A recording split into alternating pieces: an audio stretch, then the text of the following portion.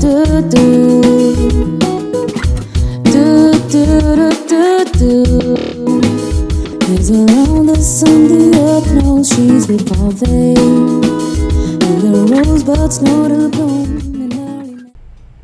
Hello everybody, and welcome to my new YouTube video segment.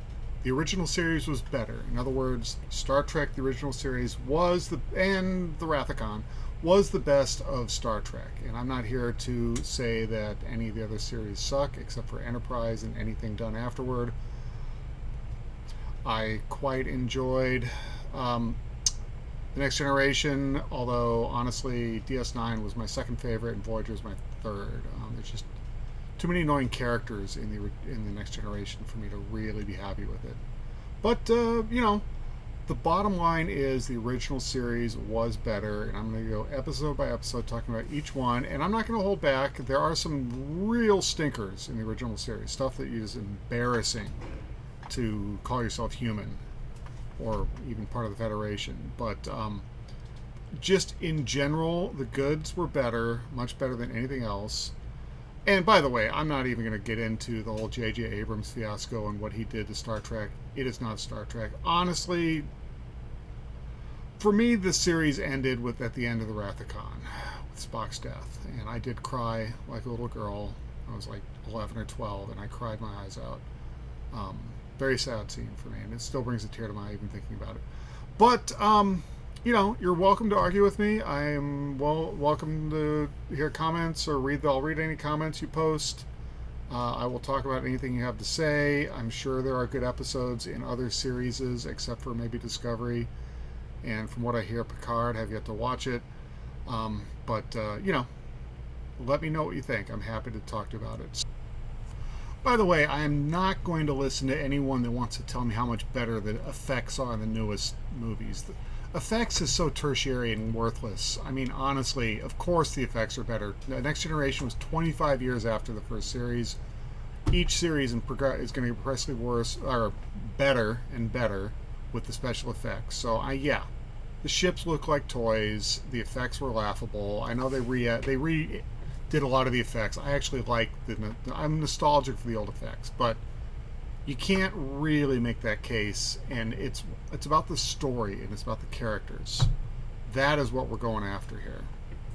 So I'm going to go in the order with which the shows were released on television, not the order with which they were intended, nor the order with which they were created. Therefore, we're not going to start with the pilot. We'll cover that when we get to the menagerie. And we're going to say the very first episode on September 8th was The Man Trap. This was the salt sucker monster, who, by the way, scared the crap out of me when I was a kid. Anything is serious when it beats the hell out of Spock. Spock is like the strongest, toughest guy on the show. This episode had a real horror element with all these guys murdered with all the sucker marks on their face. Really kind of horrible. And it actually built real tension. Even now when you watch it, you're like, wait, what's going on? Poor McCoy rarely gets any kind of action from the ladies, and this is one of the rare chances he got to reconnect with an ex-girlfriend. And it's really funny that he saw the young version that he really wanted to see, whereas Kirk was like, oh, she's a handsome woman. A little insulting, but basically that's what you say for an older woman who still looks really good. It was the Buffalo is what we're talking about again. So this is a really good original set. It was quite impressive the way they did the little what makeup and budget they had.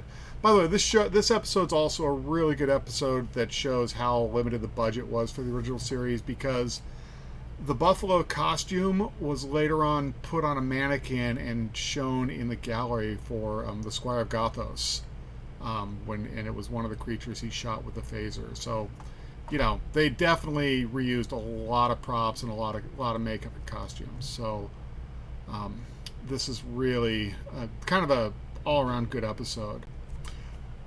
Really, I mean, the number one thing I can talk about why this is a great episode and better than a lot of the other stuff that followed, and the reason why the original series is better was they didn't just have slum schlub named Alex Kurtzman writing garbage in a weekend. They hired honest to God hardcore really good science fiction writers. In this case it was I want to get the middle name, George Clayton Johnson, who wrote several Twilight Zone episodes and most importantly wrote the book Logan's Run that was later turned into the great movie Logan's Run. I mean, these guys were like honest to God real sci-fi writers, and they always had good character development, good process, and really solid effects. I mean, just writing effects. It was just really, really well done. They also went so far as to consult with doctors and scientists to make sure that, like draining salt from a human would kill somebody instantly. And the answer was probably. Nobody had ever seen it done, but I mean, it's highly likely. And this idea of science in science fiction, which was not new, but really strongly stressed in Star Trek, was set a tradition that carried all the way through every series up through, even Enterprise had it. Of course, now we get, Discovery. This is the power of science, which is completely idiotic. None of their stuff makes sense. They don't understand how light travels or anything moves in the universe. You don't turn on a red beacon and see it from 70 light years away instantly. It's not the way things work. But it just really strong science behind this episode, and almost every episode. There were a couple episodes that were definitely weak science, and we'll talk about those when we get to them. I mean, again, there are some dumb things in Star Trek, the original series, I'll be the first to admit, and I'll be happy, but this is not one of them. This episode was really kind of cool in that it definitely talked about the paranoia going on in the country at the time. This is 1969. There was a lot of, who were the communists, who was the agitators. I personally believe that you'll see elements of this episode in, Invasion of the Body Snatchers, which came out in 1978 and talked about, this creature being able to transform itself into any human it wanted to. It's also really cool. I thought it was a really clever the way they twisted the main character's McCoy's interest in her, as well as the creature's just fascination with salt. I mean, it's walking around the ship. It's trying to follow a person. It sees a tray with a bottle of salt on it, and it's just like, it's like dangling your keys in front of your dog. It's just eyes are all on that one thing. And it's funny too at the end where they really had sympathy for the creature at the end. It's like it's the last of the kind. It's a bison. It's a buffalo. Hunted to extinction. Who knows what's going to happen. This definitely, we compare this as the first series episode to Meeting at Farpoint, the first series from The Next Generation, and it's laughable how bad that episode was.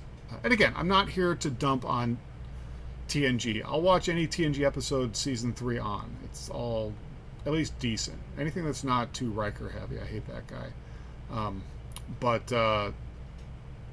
It definitely, it's just a better story. Had more depth. Roddenberry somehow he lost a bit of his mojo by the time he got to seasons 1 and 2 of Next Generation. Anyway, that's it for my first episode. I hope you enjoyed it.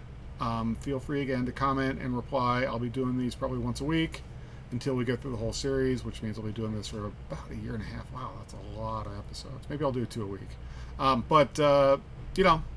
Like, subscribe. I will, once this is done, I'll be talking about other Star Trek related things. I am a nerd of all kinds, but above all, I am a Star Trek nerd, and I hope you are as well. Thanks. Have a wonderful day.